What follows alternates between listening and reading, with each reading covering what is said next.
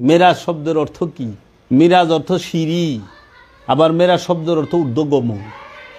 নফস আম্মারা থেকে নফস যখন দায়েমি সলাতের মাধ্যমে আপন রসুলের ধ্যানের মাধ্যমে মোরাকাবা মুশাহেদার মাধ্যমে ঊর্ধ্বে গমন করে, আম্মারা থেকে লওয়ামা, লওয়ামা থেকে মুতমাইন্না, মুতমাইন্না থেকে সে যখন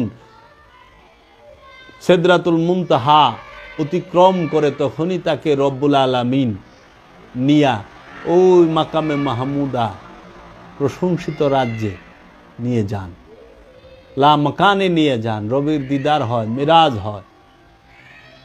অবশ্যই সালাত হচ্ছে মুমিনের জন্য মেরাজ। সেই সালাতটা হইল দায়েমি সালাত। এই দায়েমি সালাত হচ্ছে মুমিনের জন্য মেরাজ। আর দায়েমি সালাত যিনি করেন তিনি মেরাজে গমন করতে পারবেন। নইলে বড় বড় মসজিদের ইমাম সাহেবরা, আমার বাপে 28 বছর নামাজ পড়াইছে, নামাজ খালি পড়ে না, 28 বছর পড়াইছে, কেউ মেরাজ তো হয় নাই। সে বলছে জীবনে 1 রাকাত নামাজ আমার কাজা নাই, 1 ওয়াক্ত নামাজ কাজা নাই। এই মেরাজের রাত্রি বরকতময় রাত।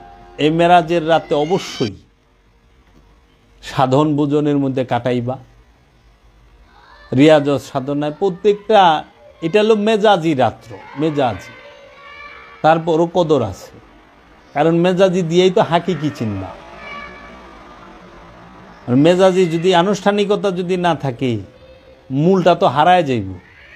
আবার অনুষ্ঠানের বীর হইল মূল হারায় যায়। এর জন্য দায়েমি সালাত আছে। এই মেরাজের রজনীতে সবে মেরাজ হচ্ছে সর্বোচ্চ প্রাপ্তি। সর্বোচ্চ প্রাপ্তি হইল মেরাজ। আমি সালাত নিয়ে অনেক আলোচনা করছি, আরও করুন। মেরাজ হইল সর্বোচ্চ প্রাপ্তি। রবের দিদারের পরে আর কোনো কিছু থাকে রে? আর আমার কি দরকার? আমি তো তোমারই দিকে হালাইছি। আমার কিছু দরকার আছে? কারোর সাথে কোনো কাজ কারবার আছে না? আমি তোমার দিদারের জন্য। তাহলে আমরা ইবাদত করি কেন? নিজেকে চেনার জন্য, রবকে চেনার জন্য, রবকে জানার জন্য। আমরা যত জিকির, আজকার, তসবিহ, তাহালি সবই তো রবের দিদারের আশা। মেরাজ আল্লাহরে দেখার পরে আবার কারে ডাকুম? আল্লাহরে দেখার পরে ডাকুম কারে? আল্লাহওয়ালা যে হইয়া যায়, আল্লাহর ওলি যে হইয়া যায়, সেজদাটা করবো কারে? নবী মানে কি? গায়েব জানেওয়ালা। তো রুকুকারী কে? নবী। রুকুকারী কে? রসুল। সালাত কে? স্বয়ং রসুল নিজেই সালাত।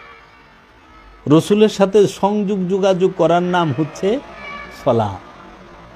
সালাত শব্দের অর্থই হইল সংযোগ যোগাযোগ, প্রচেষ্টা করা রসুলের সাথে। রসুলকে পুঙ্খানুপুঙ্খভাবে অনুসরণ করার নামই হচ্ছে সালাত।